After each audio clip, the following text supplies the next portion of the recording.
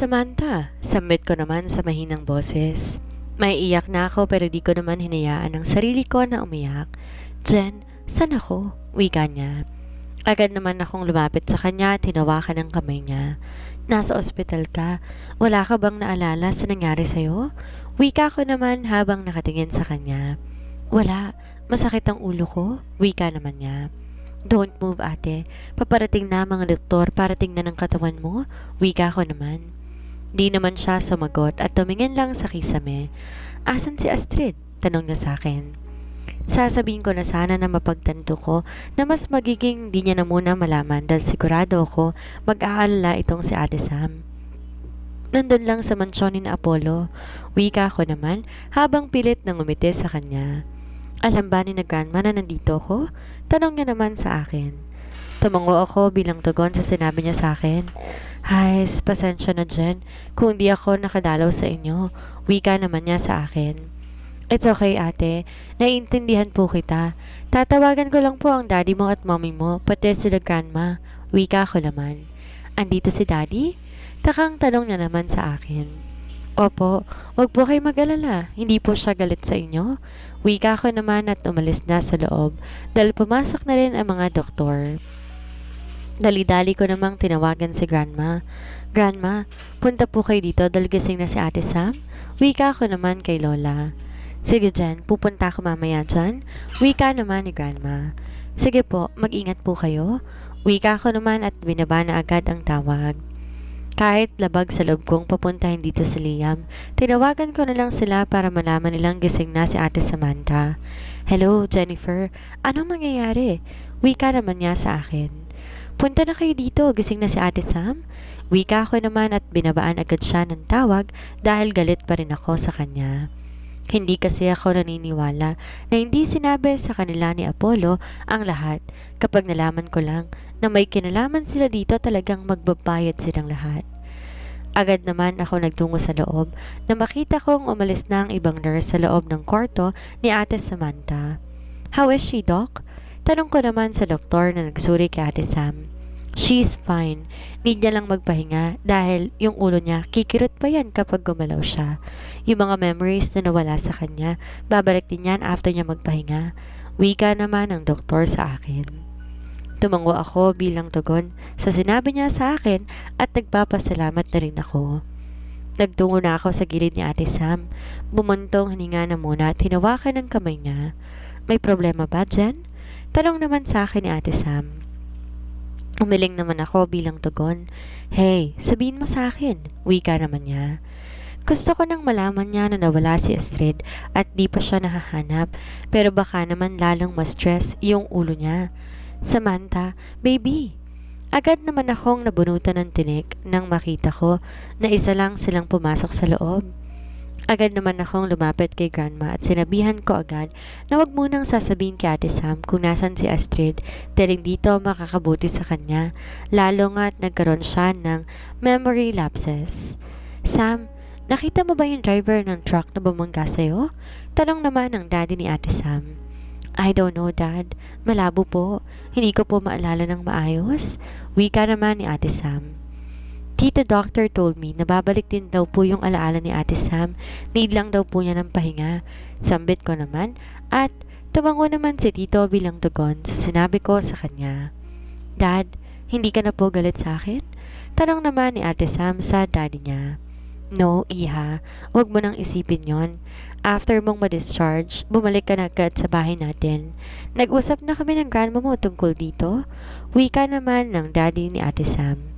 I am so happy dahil okay na sila ng pamilya niya pero sana wag niya nang hanapin pa si Astrid. Mahirap na. Baka sabihin pa ng mga to. Nagkukwentuhan lang sila sa loob nang biglang dumating naman sila Bricks na may dalang mga prutas. Di ko naman sila kinibo. Nakatingin sa akin sa Sean na para nag-aalala pero wala akong pake sa kanya dahil galit din ako sa kanya. Galit ako sa kanilang lahat. Grandma, Mommy, aalis na muna ako. Tito, uuwi na muna ako sa bahay. Wika ko naman. Sige Iha, Ate Sam, uwi muna ako. Wika ko naman.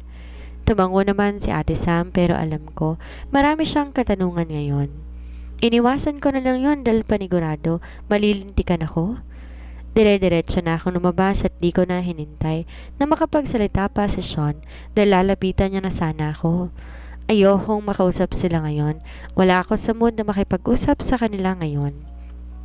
Jennifer, wait! Bigla naman akong napalingon nang atake niya akong ubod ng lakas. Ano ba? Inis kong wika sa kanya. Iniiwasan mo ba ako? Sambit niya habang nakatingin sa mga mata ko. Gusto kong kiligin pero wala akong oras sa mga ganon. Hindi ko gustong makita sila dahil nasasaktan ako kapag iniisip ko na hindi man lang nila ako nagawang tulungan, may pagkakataong matutulungan nila ako pero hindi nila ginawa yon. Lahat kayo iniiwasan ko dahil galit ako sa inyo. Seryoso at malamig kong wika sa kanya. Natahimik naman siya at di na siya makaimik nang dahil sa sinabi ko. Aalis na sana ako nang bigla niya naman akong hawakan. Ano bang ginawa ko? Sabihin mo nga sa akin anong ginawa ko? Sambit niya naman habang naguguluhan at parang maiiyak na. Hindi ako tumitingin sa mga mata niya. Wala, bitawan mo na lang ako. Wika ko naman kay Sean. Ay pwede ba? Hanggang dito na lang ang panliligaw mo sa akin. Wika ko naman na kinagulat niya. Ayaw mo na, sambit niya habang nauutal. Gusto kong sampalin ang bibig ko dahil gusto ko naman si Sean at alam kong may pagmamahal din naman ako sa kanya pero galit ako sa kanya. Ayoko pa siyang makita. Kahit hindi ko gustong sumagot pero sumagot na lamang din ako. Oo, ayoko na hindi kita gusto. May ibang mahal ako. Wika ko habang hindi makatingin sa kanya. You're kidding, right? Wika niya pero paiyak na ang boses niya. Naaawa na din naman ako sa kanya. Ayokong gawin to, pero kailangan dahil ayokong may halong galit ang pagmamahal na inibibigay ko sa kanya. I am not kidding. Wika ko habang nakatingin sa mga mata niya. This time, nilakasan ko ang loob ko. Kiniyom ko ang mga kamay ko para pigilan ang paggaralgal ng boses ko at pag-iyak sa harapan niya. Hindi kita gusto, Sean, at hindi kita magugustuhan. Wika ko at saka na ako tumalikod. Nagmamadali na akong umalis sa harapan niya at nang makalayo ako sa kanya ng mga ilang hakbang, napahinto naman ako. Gusto kong lingunin siya at tumakbo ako pabalik sa kanya para yakapin siya ng mahigpit pero hindi ko na nga yata kaya. Humagulhol na ako at dali-dali nang pumunta sa parking lot. Ayoko na makita niya ang pag-iyak ko. Nang makarating na ako sa kotse ko, agad naman na ako na pumasok sa loob at umiiyak ako ng umiiyak. Natigil ko lang ito na may kumatok sa bintana at nakita ko na naman si Briggs. Pinunasan ko muna ang luha ko at nag-retouch na rin ako. Tinignan ko muna ang mukha ko sa salamin bago ko binuksan ang pinto ng sasakyan ko. Ano? Malamig kong wika kay Briggs. Jen, ano bang nangyayari sa inyo ni Sean? Mag-usap naman kayo. Wika naman ni Briggs sa akin. Hindi ako nakatingin sa kanya. Pinipigilan ko ang pag-iyak ko. Hindi kami para sa isa't isa ni Briggs kaya wag nang pipilitin. At sana man lang naisip niyong tulungan ako kung nasan si Astrid. Hindi yung may pagkakataon kayong tumulong pero hindi niyo ginawa. Pag makikita namin si Astrid, sisiguraduhin kong hindi na tayo muling magkikita at hindi na magkukrus pa ang landas natin. Wika ko naman at sinarado ko na ang pinto. Pinaandar ko ang sasakyan. Pinaharurot ko na ito. Tumulo ang mga luha ko na kanina pa nagbabadyang tumulo. It's better na ganito na lang. It's better na putulin na ang dapat putulin. Sean's POV. Para kong sinampal ng paulit-ulit sa mukha ni Jen nang dahil sa sinabi niya sa akin. Hindi ako makapaniwala bakit niya nasabi yon. Hindi ko maigalaw ang katawan ko mula sa kinatatayuan ko. Nakita ko pa siyang huminto at umasa akong babalikan niya ako at hihingi ng tawad pero tumakbo siya palabas kaya doon na tumulo ang mga luha ko. Nakita ko naman si Briggs na patungo sa akin dahil nakalabas na silang lahat. Hindi ko alam kung ano nga bang sasabihin ko sa kanila dahil wala naman akong masabi. Gulong-gulo pa ang utak ko ngayon. Bro, ano nangyayari sa'yo? Talong naman sa akin ni Liam. Tulala lang ako. Di makapagsalita ng maayos. Para ko nanghihina at para kong sasabog ng dahil sa galit, sakit, lahat-lahat, halo-halong emosyon ang nararamdaman ko ngayon. Sean, ano ba? Magsalita ka nga. Sambit naman ni Miko habang nag-aalalang nakatingin sa akin. Hindi pa rin ako nagsasalita, umiyak lamang ako ng umiyak. Bahala na kung tuksohin nila ako, pero sobrang sakit na ng nararamdaman ko ngayon. Pinaupo naman nila ako sa bench. Siguro may kinalaman si Jennifer dito. Wika ni Briggs at tumayo at saka siya lumabas. Nakatingin lamang sila sa akin habang di rin nila alam kung ano ang gagawin nila sa akin. Umiyak lang ako ng umiyak. Hindi ko alam kung magwawala ba ako o ano. Ilang minuto lamang at medyo kumalma na ako. Tumayo na ako at naglakad. Sean, saan mo gustong pumunta? Sambit naman ni Liam sa akin. Gusto kong mapag-isa. Wika ko naman. Give him space. Dinig kong wika ni Liam kay Miko dahil sunod-sunod na ang lalaki na ito. Pero Liam, tingnan mo nga yan. Para na yung baliw eh. Hindi ko alam ano nangyayari sa kanya. Dinig ko pa na wika ni Miko kay Liam. Bumuntong hininga ako. Tumingin naman ako sa kanila ng seryoso. I'm okay. Kailangan ko lang ilabas to. Wika ko naman. Alam kong hindi sila kumbinsido dahil makikita naman sa forma ko na hindi ako ayos. Pero hindi rin ako vocal sa nararamdaman ko kaya hindi ko rin alam kung masasabi ko to sa kanila. Gusto ko na lang soluhin itong problema ko. Gusto kong ayusin ang sarili kong mag-isa at kung makarecover na ako, alam kong magiging okay na rin ako at babalik na rin ako sa dating ako. Agad naman akong pumasok sa loob ng kotse ko. Bumuntong hininga na muna ako at pinaharurot na ito papunta ng bar. Doon ang diretso ko dahil alam ko may iibsa ng alak ang nararamdaman ko ngayon kahit panandalian lamang ito. Pero alam kong maiibsa niya ito. Ilang minuto lamang ang pag-drive ko. Nakarating na rin ako sa patutunguhan ko. Nakarating na rin ako at nakapag-park agad ako sa parking lot.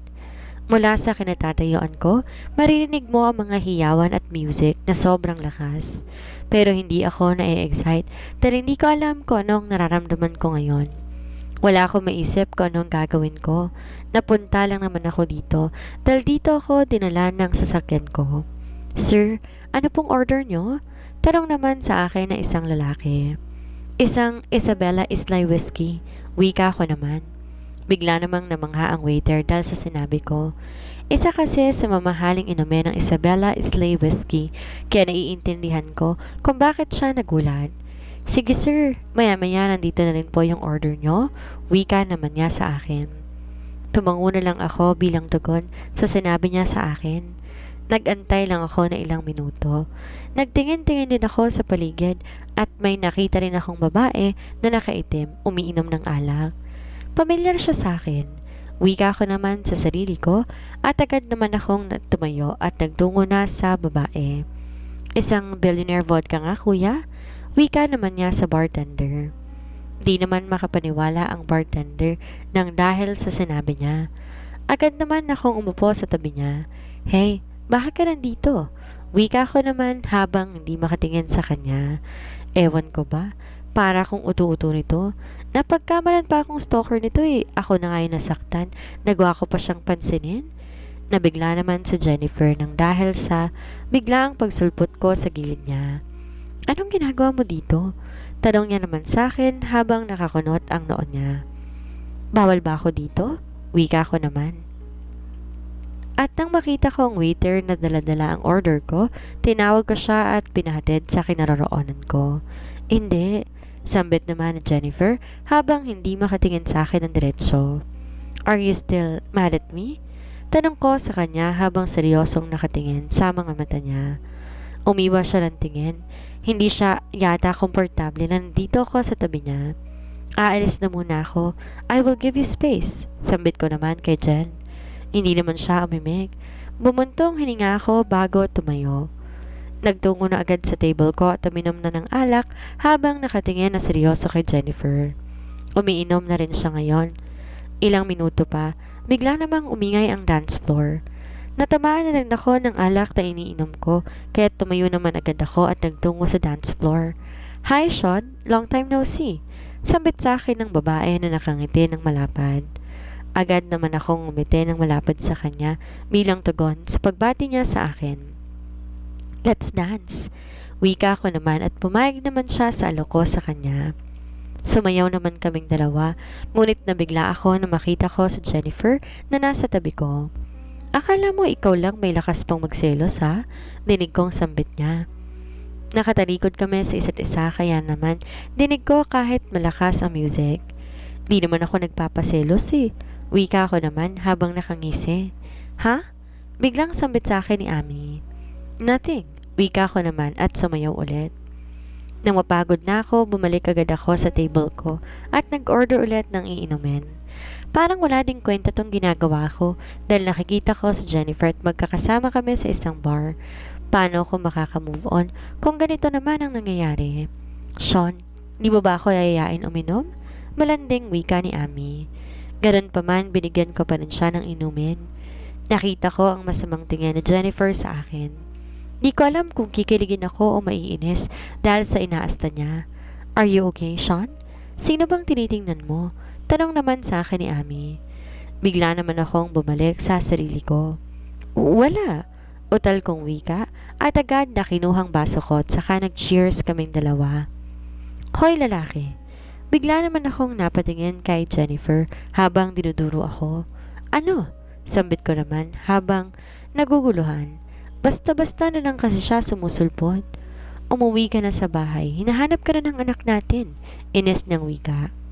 Natakot naman si Ami nang dahil sa sinabi ni Jennifer. Agad namang tumayo si Ami at umalis.